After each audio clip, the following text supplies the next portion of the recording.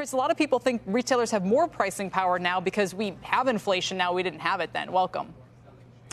Yeah, what we've seen over the consumer over the past 3 years is that they are seeking out the cheapest prices. You're particularly seeing this in food. Walmart and Costco are gaining a ton of share in the consumer wallet. People aren't going to Target like they did pre-COVID, not just because they're not engaged in general merchandise, but because prices are just so high. People have a long memory of going to the grocery store and getting a lot more for the $100 that they spend on a weekly basis. And so you're seeing that consumer really be very resistant to price.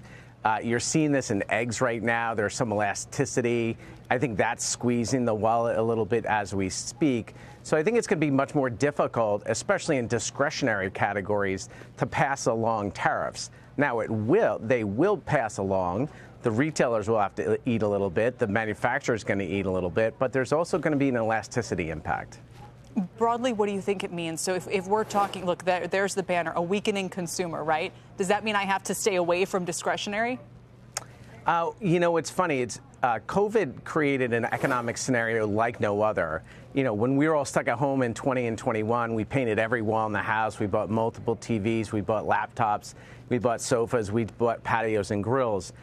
For the past 3 years, that's been a massive headwind in spending simply because you're not going to replace a grill that you just bought 2 years ago. You're not going to paint a wall that you just bought 2 years ago.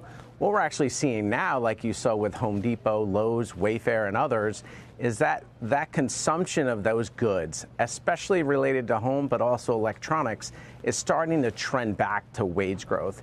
Typically, consumption, as your prior guest talked about, consumption grows in line with wage growth. So if wages are up 3.5%, 4%, that's what categories typically grow. The goods side have under-indexed. Now, I think what will happen is we'll start to approach to that overall level of wage growth, which is good because my companies that have been comping negative for 3 years finally comp positive again.